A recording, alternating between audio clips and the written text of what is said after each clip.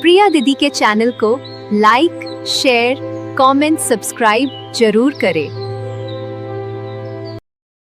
कोने नगरिया से आवे बरियतिया हो, कवन नगर भैले सोरजी। कोने नगरिया से आवे बरियतिया हो, कवन नगर भैले सोरजी। के करे दुआरे सखी उतर दुल्हे राम, के कर मड़ौआ भयो जोरजी। के कर दुआरे सखी उतरे दुल्हे राम, के कर मड़ौआ भयो जोरजी। अवध नगरिया से आवे बरियतिया हो, जनक नगर भैले सोरजी। राजा जनक द्वारे श्री रामचंद्र, मड़ौआ में भैले जोरजी। राजा जनक द्वारे श्री रामचंद्र जी, मड़ौआ में भैले जोरजी। के करे दुआरे बाजे बरहो बजनवा हो, के कर दुआरे सहानाई जी। के करे दुआरे बाजे बरहो बजनवा हो, के कर दुआरे सहानाई जी।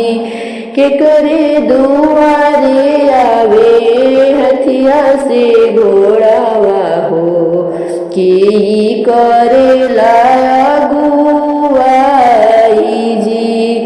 दशरथ दुआरे बाजे बरहो बजनवा हो, जनक दुआरे सहानाई जी। दशरथ दुआरे बाजे बरहो बजनवा, जनक दुआरे सहानाई जी।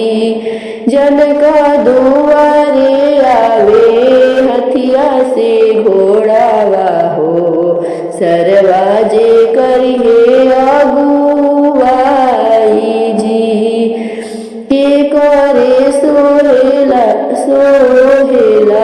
सखिया जोड़ा से जामा हो, के कर शोला हो सिंगार जी। के कर शोहे सखिया जोड़ा से जामा हो, के कर सोहे सुलहो सिंगार जी।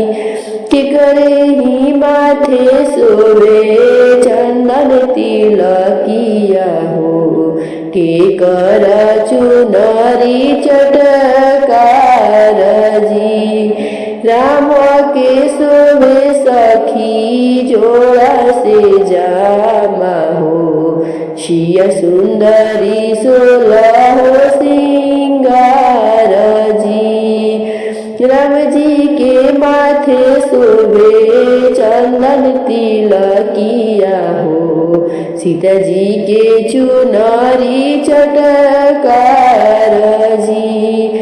के कर होई सखी अज पर छवन, के कर होई कन्यादान जी। के कर होई सखी अज पर छनवा हो, के कर होई कन्यादान जी।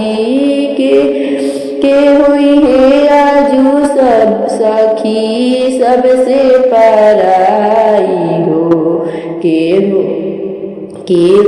हो ब्याही ले जाई जी। के होई आजू सब पराई हो के हो सखी ब्याही ले जाई जी। राम जी के होई है सखी आज पर छनवा हो सीता जी के होई है कन्यादान जी।